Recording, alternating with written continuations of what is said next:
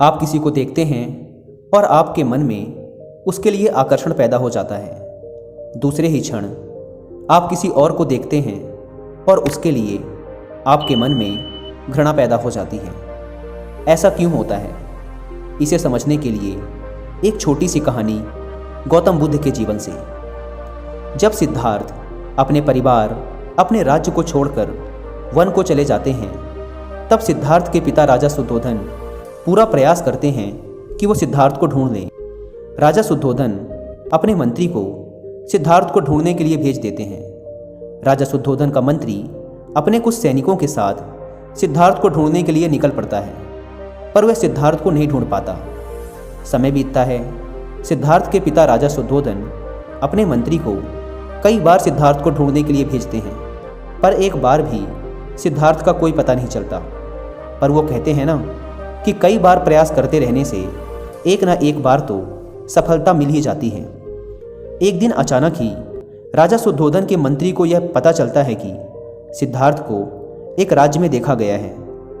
राजा शुद्धोधन का मंत्री तुरंत सूचना पाकर उस राज्य में पहुंचता है और सिद्धार्थ को ढूंढ लेता है। वह सिद्धार्थ के पैर पकड़ लेता है और सिद्धार्थ से विनती करते हुए कहता है, आपका पूरा परिवार और आपका पूरा राज्य रो रहा है आपके लिए।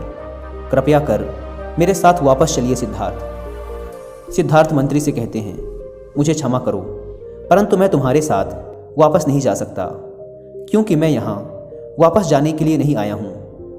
पर मैं तुम्हें एक वचन अवश्य देता हूँ, जब मेरे सभी प्रश्नों के उत्तर मुझे मिल जाएंगे तो मैं वापस जरूर आऊँगा। राजा शुद्धोधन का मंत्री सिद्धार्थ की बात मान लेता है और वापस चला जाता है। समय बीतता है और सिद्धार्थ को आत्मज्ञान की प्राप्ति होती है। सिद्धार्थ ने वचन दिया था कि जब उन्हें आत्मज्ञान की प्राप्ति हो जाएगी तो वो वापस अपने राज्य अवश्य जाएंगे। इसलिए सिद्धार्थ अपने कुछ भिक्षुओं के साथ अपने परिवार से मिलने चल पड़ते हैं। रास्ते में एक नगर पड़ता है। सिद्धार्थ वहाँ रुकते हैं। सिद्धार्थ के आने की सूचना जब राजा शुद्धोधन को मिलती है तो राजा शुद्धोधन अपने मंत्री और सिद्धार्थ के सारथी चन्ना को सिद्धार्थ को लेने के लिए भेजते हैं। मंत्री और सिद्धार्थ का सारथी चन्ना दोनों उस नगर में सिद्धार्थ के पास पहुंचते हैं। अब सिद्धार्थ वो राजकुमार सिद्धार्थ नहीं रहे थे, अब तो वो बुद्ध हो चुके थे। दोनों बुद्ध के पास पहुंचते हैं और उन्हें प्रणाम करते हैं। इतने में ही सभी लोग देखते हैं कि उनके समक्ष एक बहुत ही सुंदर स्त्री आती है। उस स्त्री का नाम आम्रपाली था। वह वैशाली की नगर वधू थी। यह कहा जाता है कि उस समय पूरे भारतवर्ष में उससे सुंदर स्त्री और कोई नहीं थी। बिंबिसार और अजातशत्रु जैसे सम्राट भी उसकी सुंदरता के गुलाम थे।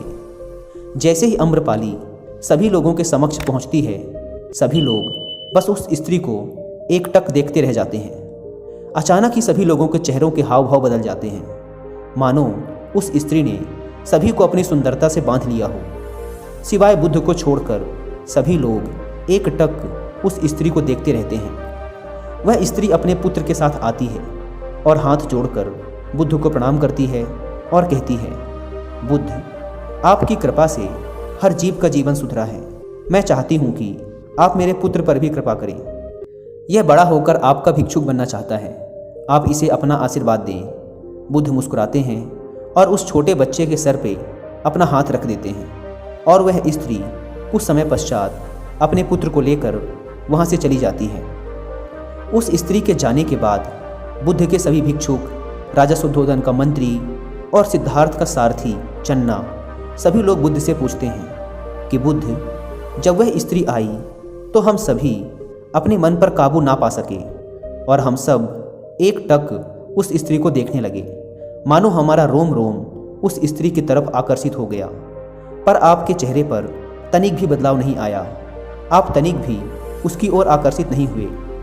ऐसा आपने कैसे किया? क्या आप उस स्त्री की अद्भुत सुंदरता की तरफ तनिक भी आकर्षित नहीं हुए? बुद्ध कहते हैं, जिसे तुम सुंदरता कहते हो और उसकी तरफ आकर्षित होते हो, या जिसे तुम कुरूपता कहते हो और जिससे तुम घृणा करते हो, ये दोनों ही विकल्प तुम्हें कहीं नहीं लेकर जाते। जिस सुंदरता की तरफ तुम सभी लोग आकर्षित हुए, वह एक ना एक दिन ढल जाएगी, पर जिस सुंदरता की बात मैं करता हूँ वह अमिट है। वह कभी खत्म नहीं होगी। जिस व्यक्ति के लिए कुछ भी सुंदर नहीं है और कुछ भी कुरूप नहीं है, वह व्यक्ति वास्तविकता को देख पाता है। सुंदरता वो नहीं है जो क्षणिक है, सुंदरता तो सदैव रहती है। मैं चाहता हूँ कि तुम उस केंद्र तक पहुँचो जो तुम सभी के भीतर है। अगर तुम उस केंद्र पर रहना सीख गए तो ना तो कोई सुंदरता तुम्हें अपनी तरफ आकर्षित कर सकती है और ना ही कोई कुरूपता तुम्हारे भीतर घृणा पैदा कर सकती है। मैं जानता हूँ कि अब आप सभी का सवाल यही होगा कि उस केंद्र तक कैसे पहुँचा जाए। मैं आपसे कहना चाहता हूँ कि इसके लिए कोई शॉर्टकट नहीं है। आप ज़रूर वहाँ तक पहुँचेंगे, पर इसके लिए आपको लगातार प्रयास करना होगा। क्या करना है मैं आपको बताता हूँ। आपको खुद के साथ समय बिताना है, आपको खुद को जानना है।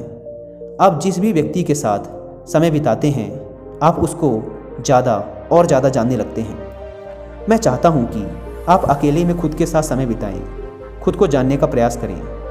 आप इसे ध्यान कह सकते हैं, माइंडफुलनेस कह सकते हैं, या फिर सिर्फ एक ऐसे व्यक्ति की संगत को एंजॉय करना कह सकते हैं जिसके जैसा इस दुनिया में दूसरा और कोई नहीं है। अगर आप लगातार प्रयास करते हैं तो इसमें कोई शक ही नहीं है कि आप एक दिन वहाँ ना पहुँचे। आप ज़रूर वहाँ एक ना एक दिन पहुँचेंगे ही।